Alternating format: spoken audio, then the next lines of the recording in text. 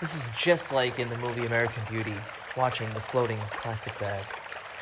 Beautiful. Today we're going to show you how to do a couple things.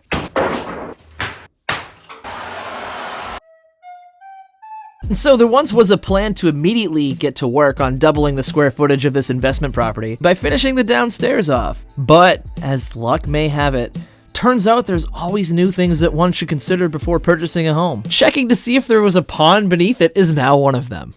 LOL. To abbreviate, there was some mild water in the basement, which not anything a sump pump and a dehumidifier can't solve. But after turning the pump on for the property, it decided to take on the characteristics of our beloved German Shepherd, and like dogs do, intermittently pee everywhere. There was so much water that it cracked the street. With some light investigative work, the source of the water was discovered by checking a small little box on the town's GIS map. And congratulations, you have waterfront property. But not everybody wants an unintentional indoor pool. And you know who also doesn't want the water? The town's sewer department. Strange, you say? It wouldn't be if the town had integrity and it didn't develop overcapacity. So now, due to the town's wonderful capitalistic choices, alongside a plethora of rain, this aquifer is wetter than an otter's pocket. So because the water is discharging off into the road, the town decided to serve papers. Gosh, that's ironic.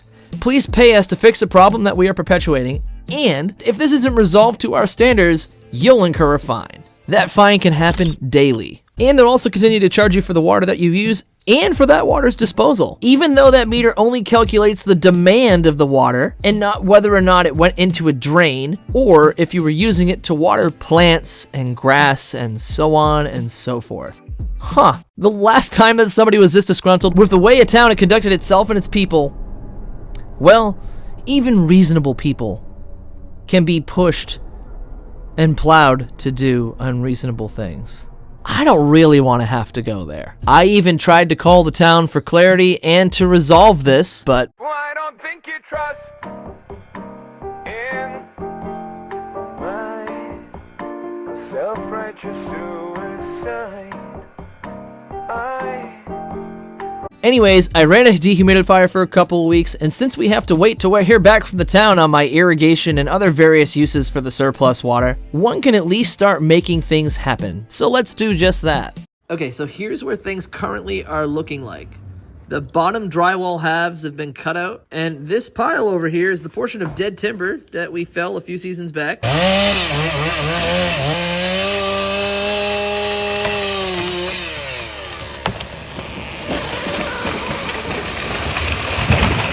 Which, to keep things sustainable, will be utilized, of course, for framing, TV wall, and various other things and stuff. Repurpose that lumber.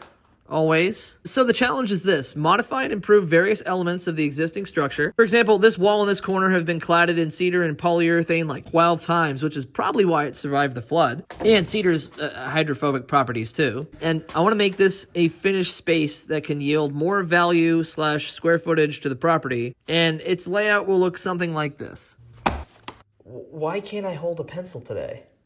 Do me a favor, hit like if you've ever been on the struggle bus. That's a rhetorical question, because you know you have. We all have. And if you haven't, you're not trying enough new things, I suppose. Riding a gravy train with biscuit wheels or something. This is the bird's eye view. This is the front of the room view. That is this wall right here.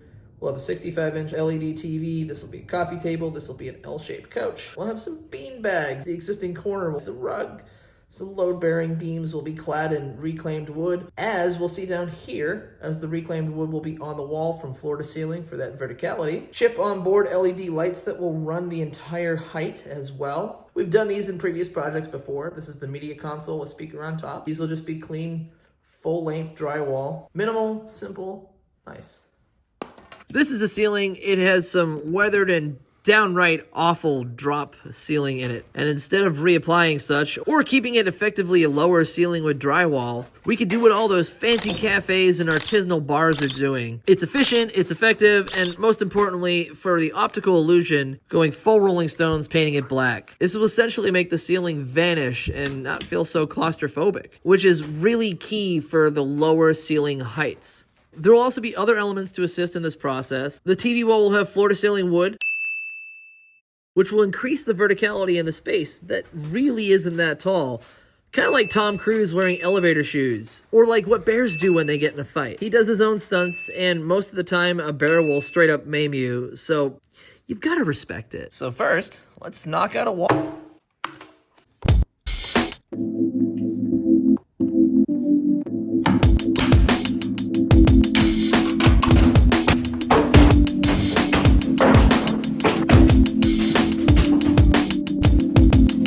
Better get out of harm's way, doggo.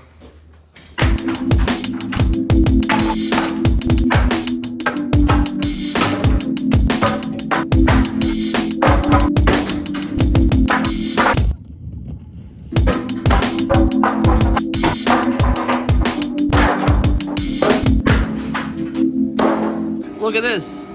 Is that? Why, yes. It's the town siphoning the septic. Why won't they return my calls?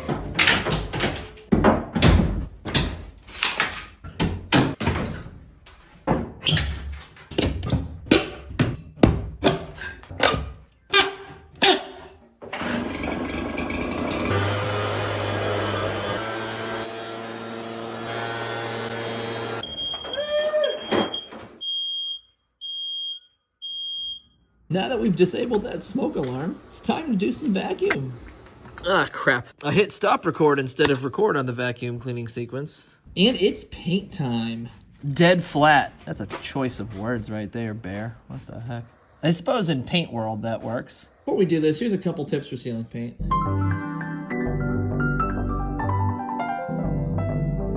This particular cam is intended for HVLP guns with barely any watering down of the paint itself. This is low VOC and applies smoothly because that's never ideal when you have it. I'm not going to say it because nobody likes that term, blowing chunks.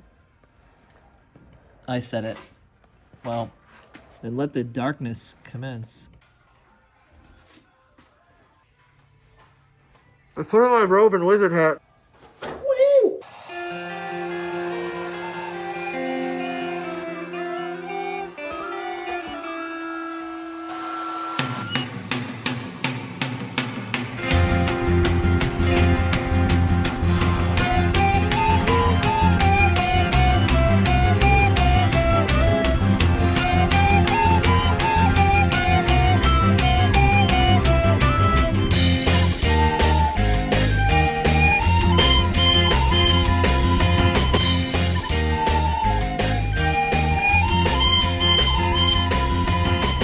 This ceiling, coupled with some nice LED Edison bulbs in cages, I'll give it that beer, wine, brewery, cafe thing that's going on. So, well, that'll do for now, and thank you for coming along with me on this weird journey. I hope you have a lovely day, and we'll see you next week. Ciao.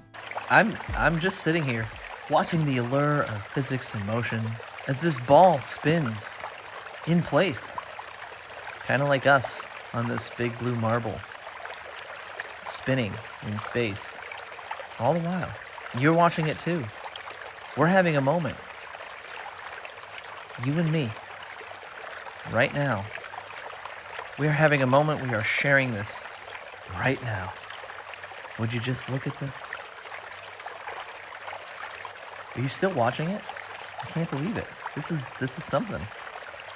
Well, anyways, in case no one tells you today, you are loved and appreciated.